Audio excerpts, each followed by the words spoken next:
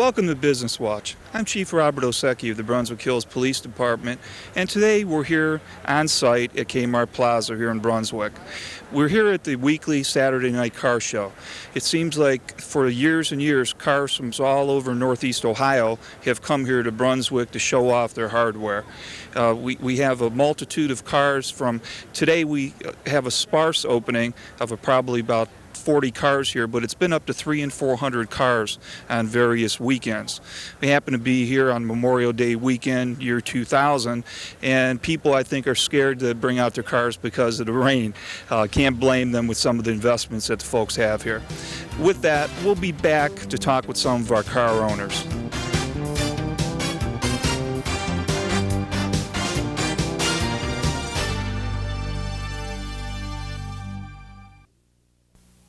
The cost of a skull fracture, $46,000. The cost of an average hard hat, about $10. The cost of a carpal tunnel claim, $27,000. An adjustable keyboard support, around $90. Which would you rather pay? Choose safety, because safety works for you. Contact the Ohio Bureau of Workers' Compensation at 1-800-OHIO-BWC. Better workers' compensation built with you in mind.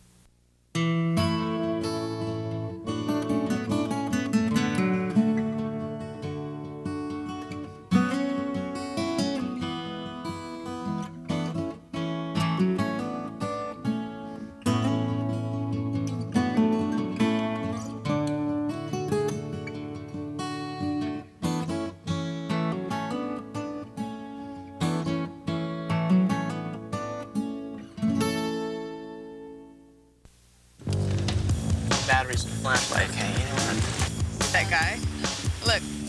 Okay, girls at 3 o'clock. What is he looking at? They're looking at us. What do you think? Oh, it's so obvious. Captain Obvious has scored again. Oh, you wouldn't say something. Oh, he's really using it now. Hi. Hi. Hey, guys. Hi.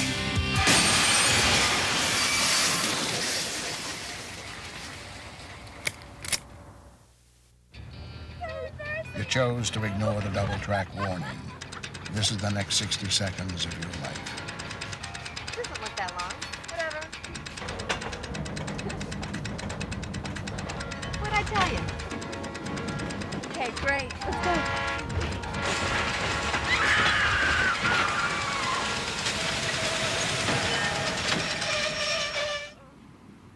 go. Ohio's roads can be highways or dieways. The choice is yours. Hi, we're here with Marcus from Brook Park with his 1957 Plymouth. How you doing, Marcus? Oh, pretty good today. Yeah.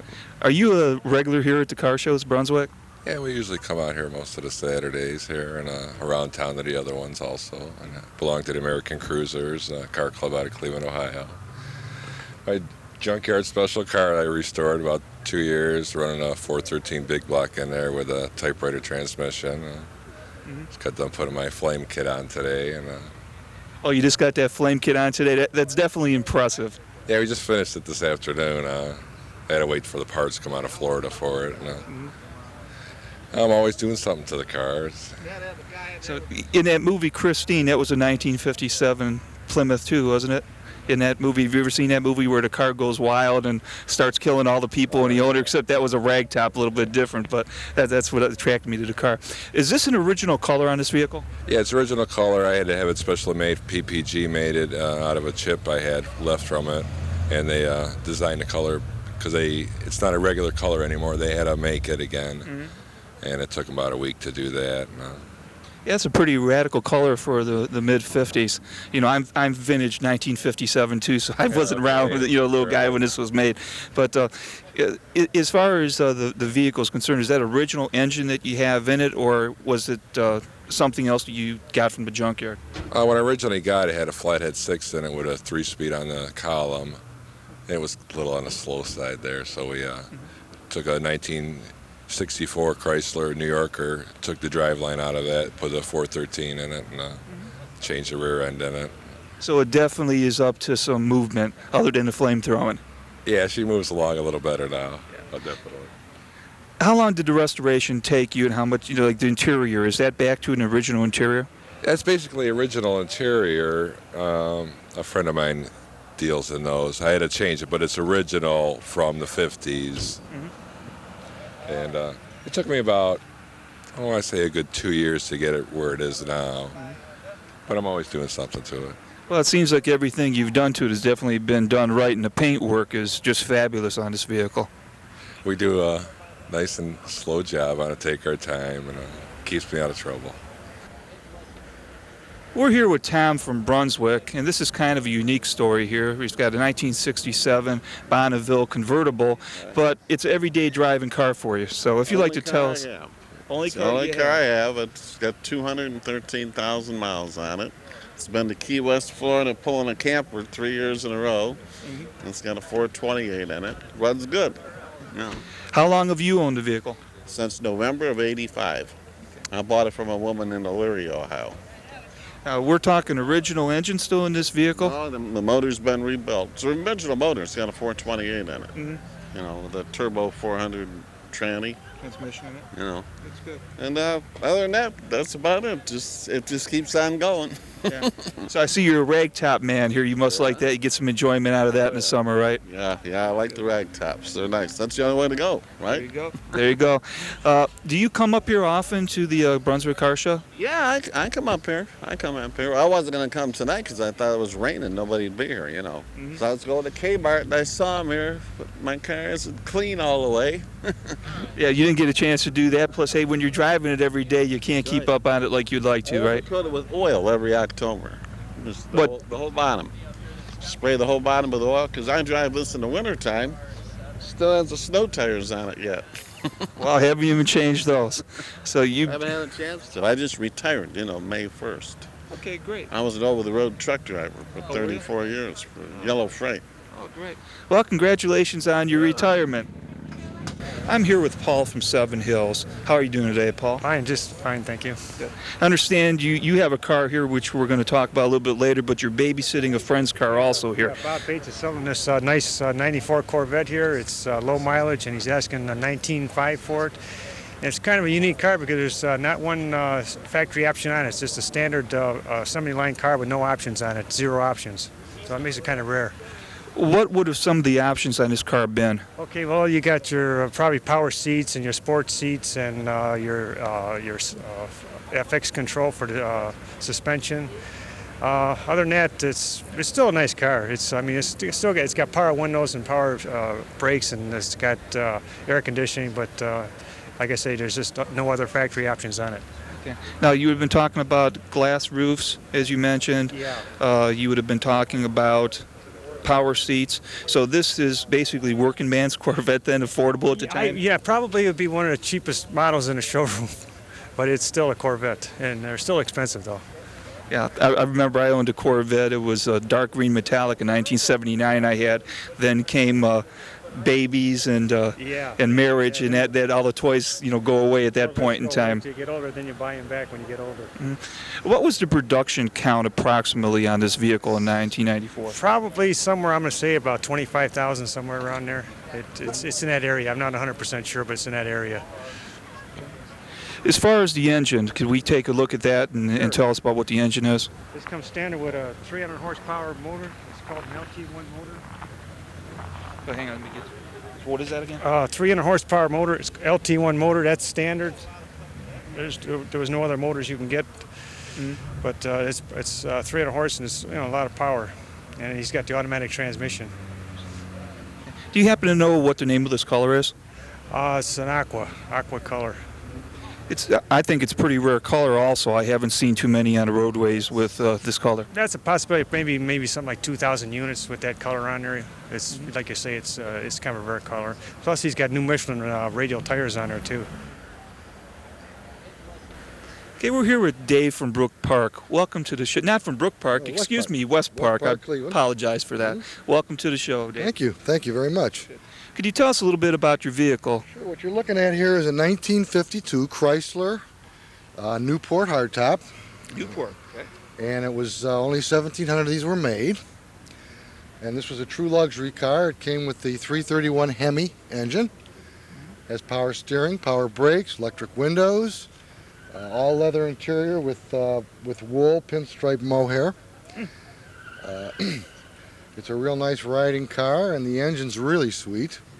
This car's been in a movie. It was in the movie Telling Lies in America that was filmed here in Cleveland about 2 years ago. And were you the owner then? I was the owner then, and I was paid as a movie extra to drive in the movie. Oh, that's impressive. We got a true movie star here on Business Watch. Car. I like it. So, yeah, it's a lot of fun. And matter of fact, all the stars in the movie, they liked this car so much. Maximilian Schell played the father. Okay. And he said, boy, they don't make cars like this anymore, even in Germany.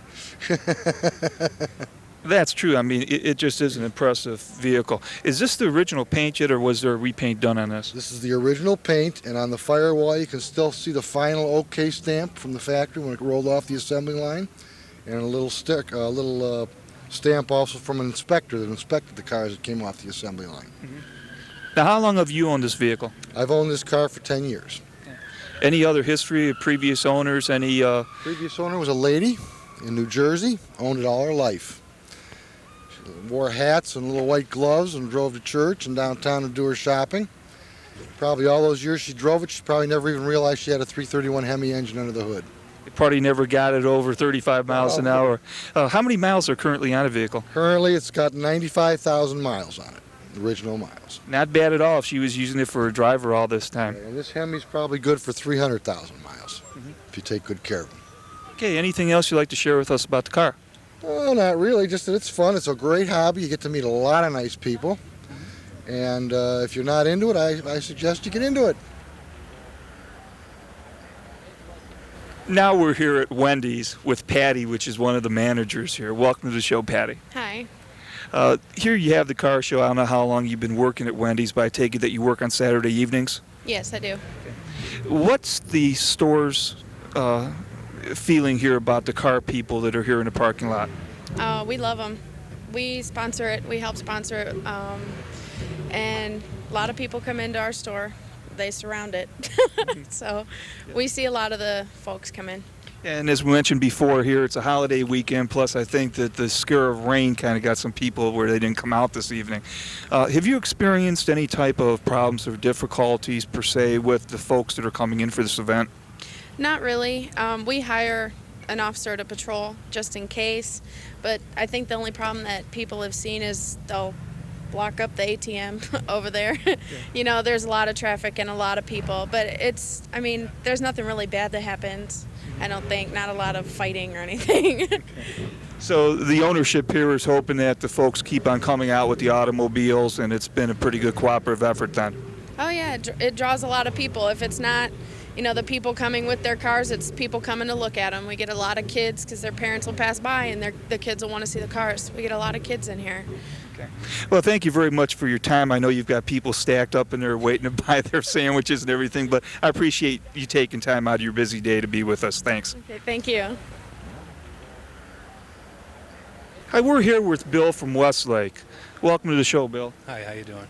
Good. If you could tell us a little bit about your very attractive vehicle here. Well, it's a 69 Olds 442. It's a W32, which means that it came with air conditioning and an automatic transmission, power seat, and remote control mirror. And and a power trunk release. That was a W32. It had a milder cam in it because it had air conditioning with an automatic. The car has got 108,000 miles, and at 96,000 miles, it was a frame-off restoration. So actually, it's got about 8,000 miles on it, something like that now, since it's been redone. The bottom of the car is just as clean as the top. The whole bottom has been, the whole undercarriage is painted just like the sides of the car. The wheel wells are all gloss painted, and all the parts underneath, the suspension components, are all chrome. So there is a lot of care taken in putting this thing back together. Now, you've bought this vehicle since the restoration? Yes, I bought it. The car was originally started in '85, and the guy that started the work sold it in the middle of the project in '88, and the guy finished it in about '90, and it took second place in a couple of shows in the Hot Rod Nationals in Canfield, and he sold it to a friend of mine who had it for the last 8 years and he never drove it. So I bought it last summer, and I've been taking it out and letting people appreciate it. So. Oh yeah, it's definitely a nice vehicle. The color, it's got this charcoal gray and it's got the black striping on it, which is kind of rare. I haven't seen any like that. Do you have any other history of the car that you know about? No, I really don't know. It was put together as kind of a street rod. It's kind of over-cammed, and it's an original 400 motor, but they put 350 heads on it for higher compression, and it's got a 7-quart oil pan, which is for racing. But for my application, I think I'm going to change it back to stock, because every time you change the oil, you got to put like 9 quarts of oil, and that's just a little bit overkill. So there's a few things I'm going to change back to a little more streetable, you know. We're here with John from Wadsworth. Welcome to the show, John. Thank you. This is enjoyable. Yes. I really like the old cars. There's a lot of nice old cars up here, and I've always liked cars. Always been ever since I was a kid. Been into cars, and I've been into the old Chryslers now for about the past 10 years. And I've got this one, and I've got a 70 Roadrunner that I've spent 6.5 years restoring. This one I didn't do anything to. This is an original car. It only has a little over 13,000 original miles on it. When I bought it, it had a little over 8,000 miles. And I saw an ad in the paper, and it was advertised as 8,400 miles. And I thought, yeah, right. You know, your car, 72 car with 8,400 miles. And so I went to look at it, and I saw how nice it was, and I thought, boy, I guess it is, you know. And I looked at things. I looked for signs that, you know, maybe the mileage had been messed with or anything. But this car, the interior, everything, there was no sign of wear or anything. Matter of fact, after I bought the car and got it home, I pulled the brake drums out, and all the springs and everything were still clean, still painted and everything. There wasn't any rust inside there. And but I was telling you about the car. I called up about it and had a guy in Phoenix, Arizona. I had to call a number in Arizona, and it was advertised in the Beacon Journal in Akron, and asked him about the car and asked him what engine was in it, and he said it had a slant 6. And I said, well, I'd like to go see it. And he told me where it was. It was over by Portage Country Club. A friend of theirs was keeping it, and I went over to look at it, and I popped the hood and saw it had a V8 in it, had the 318 in it, and boy, right away my eyes lit up, because I thought, oh, this isn't a slant 6. Mm-hmm.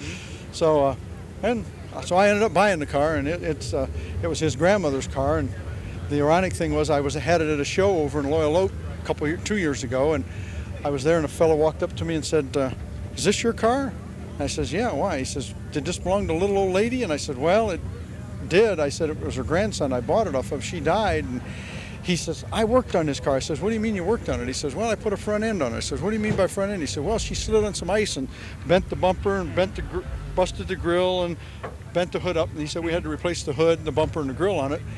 And I said, well, how much did they paint of it? Because I said, the paint looks like somebody might have repainted. He says, no, we only painted the hood back and the bumpers, he said, and the fenders. And he said, we never did paint the whole car. He says, it's just the front part of it. And I said, well, that's good to know then, because I said, I've wanted to get it into this organization where they call them survivors, where they're unrestored cars, Chrysler cars that have not been restored. They're still original. And so I got it into this club now with the guys out of Pennsylvania that organizes this. And but different shows you go to, they have a tent set up where they show these cars that haven't been restored. They're original mileage cars, and say this one right now has originally 13,200 miles on it. Mm-hmm. And it's all original. I mean, everything inside, the interior just looks like new, and in the trunk area, all the seals and everything, they still have the original Chrysler part number on it and everything like that. That's how you can tell too that people that have redone them, the new seals you get don't have the Chrysler part numbers on them anymore, and that's another way of telling whether a car. Some people say, well, this is all original, and then you go looking at it and you see there's no part number on the seals. And then like with the trunk mat, and if you lift the trunk mat up, it still has the original Chrysler part number on it. So. Yeah, that's when it makes it exciting, when you can track the histories of these cars like I had mentioned before, and to find something like this is really a rare find. Now, this is actually called a Scamp? Scamp, yeah. This was Plymouth's fancy car. It's the same as a Dart. A Dart looks just like a 72 Dart would look just, it was a two-door hardtop. The Scamp was a two-door hardtop. It's a Valiant Scamp. It's the body style, they say, is Valiant, but the Scamp made it a two-door hardtop. Otherwise, if it was just a Valiant, it would have 4 doors. They came off. The Scamp was the only one that had a 2-door. It was a 2-door hardtop. Hi, we're here with George and Joe Saddlemeyer, and here with a 1937 Packard. Definitely an interesting vehicle here. George, if you'd like to tell us about the vehicle, the history, and so forth. Yeah, we bought this car 1997, and it was the original owner was George Elkins from Philadelphia, and we had found the car through the Hemmings magazine for sale. And anyway, we went to see the car just to take pictures, and we ended up buying it because it was, it was sitting in the garage for 43 years, and when we looked at the car, it was buried in this garage. And we could only see two sides of the car because there was so much furniture and everything in the garage. But what I seen of the car was very nice. So then we put a bid on the car, and we got lucky, and we bought the car. So and anyway, we got it home, and my brother Lou Saddlemeyer, and we put his truck and trailer. We brought it home, and we had to redo the motor because the motor was sitting for all them years, and we put all new brakes on it, and we went through the whole car just mechanically to get it running in condition it is now. And we've had it in Warren 100th anniversary Packard show last year, and did real well. And we took it just to Perrysburg last weekend, Perrysburg, Ohio. It's just south of Toledo. And we had a nice time there, and the car ran real well. And here we are today at this show in Brunswick. Well, it's a great vehicle. Now, did you drive this to those shows? Yes, we did. We drove it to Toledo. That's like close to 100 miles from here. And it was running real well. And like I say, we drove to Warren, Ohio, and then in the parades and anything like that. And the car runs very nice. We're really happy with it, and the whole family is very happy with it too. And I guess Joe here likes it. It's a part of his inheritance, probably. That's why he's here, part owner and everything. Hey, that's the way to do it. Keep it all in the family, and you get a nice vehicle like this. Well, thanks, gentlemen, for taking time with us today. And it's just a wonderful car. A lot of history to it. Thanks again. We're back here with Paul from North Royalton. Now, since he's done babysitting his friend's car, he can tell us about one of his two Corvettes, one that's here and another one that's at home.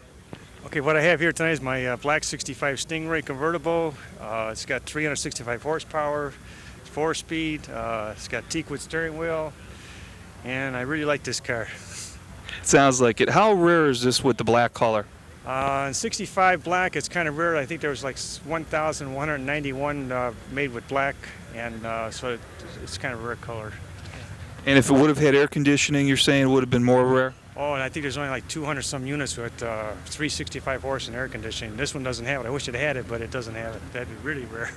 We can't have everything we like in our toys, right? You gotta get the very best. Tell us about your other Corvette that you own. Okay, I have a one-owner 67 Corvette coupe with air conditioning, and it's fully loaded with power windows and power brakes and power steering and telescopic steering wheel. Air conditioning, I think I said that, and it's that's a real nice car too. So that one's your blue 67 and this, so you're now dubbed the Corvette expert of the Brunswick show, so our viewers can come and see you in either one of these vehicles. Hi, we're back here with Brian, and Brian has grown up around cars. Him and his father own Woody's Automotive Sales, which is at 130th and 303, and there's always some interesting cars up there. So, you've grown up around them. Now tell us about your 1992 Mustang here and what makes it so special. I started this car about 5 years ago. I purchased it, and it was pretty much stock. I started out, I put a 337 stroker motor in it, a Tremec TKO trans, and a Ford 9-inch rear end. I'm looking forward to getting it to Norwalk this year. It's only got 26,000 miles on it, so I don't want to race it a whole lot. I'd rather show it. So as far as the customization, I know it adds up to one thing, speed, and I see a 5-speed transmission in here. Did you do anything with the transmission? The tranny was from Tremec. It's TKO. It's a heavy-duty tranny for racing. It's rated at 450 foot-pounds of torque, and it should hold up for a little while. I don't plan on racing it too much, so it should work for me okay. Now, you're talking about racing in what, quarter mile? Quarter mile, correct. Okay. What speed do you think that we're going to do here, and what's the time? I'm hoping to get some 10-second slips out of it. Okay, and that's going to put you pretty much in the winner's circle in the races down there? Yeah, I won't be doing too much bracket racing or anything. Just want to get a time slip out of it. Is there anything else customized with the car? I see a different steering wheel, and what's the significance of that? The car was originally equipped with an airbag system, and I had to remove that and put a Grant steering wheel on it. Fiberglass hood from Steeda, special headlamps, exhaust, custom 3-inch exhaust, long tube headers, frame ties, torque boxes are welded on it. Now, this isn't your everyday driving vehicle, is it? No, it's not. It runs on cam too, and it wouldn't get me too far. Oh, God, yeah, definitely. Are we talking air conditioning in this car, or did you take that out? I've stripped everything out of it. It was equipped with factory AC and power steering. I've taken all that out. Okay, Brian, I want to thank you for being on the show and taking out your time, and we'll be looking for you in the newspapers for breaking some records, so thank you. Thank you. And I'd like to thank you for viewing Business Watch.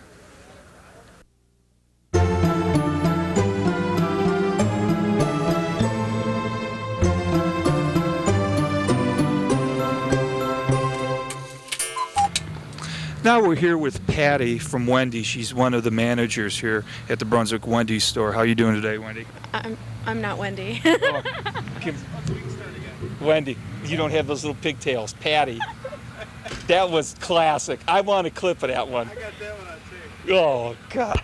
That was cute. I like that.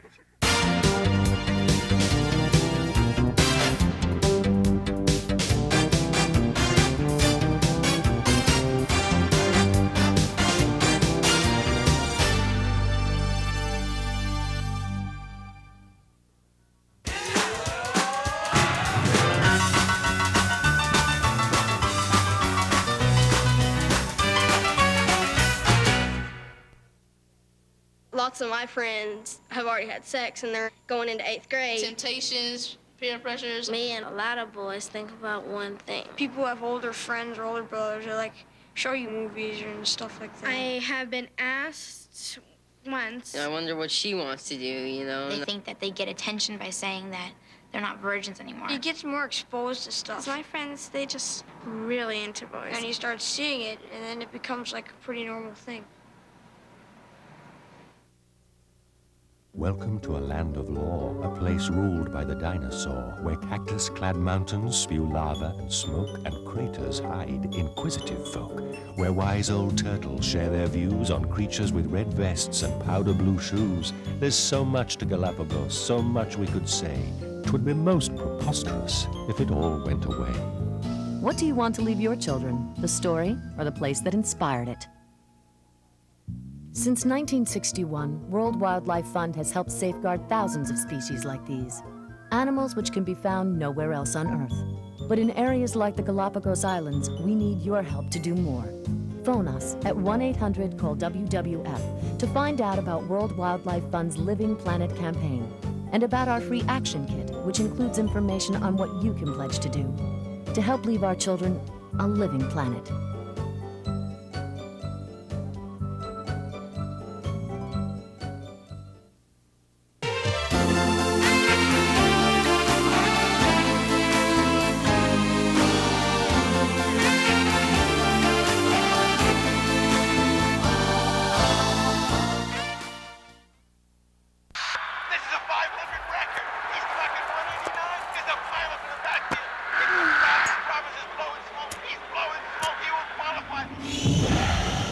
Allow me. Allow me. What the devil are you doing here? I'm only here because you're here, hot stuff. Here we go again. This is going to be about smoking in the house, isn't it? Listen, this poor guy's been picked on enough. His home is his castle. He has rights, he has privileges, he has... Kids. He has kids. You have kids and you're smoking in the house? Just little kids. What's the matter with you? Are you kids to get pneumonia? No. Bronchitis? Asthma? Do I have to light a fire under you? Get up. What do you smoke outside? What? Smoke outside. Make the right choice. Go out for your kids.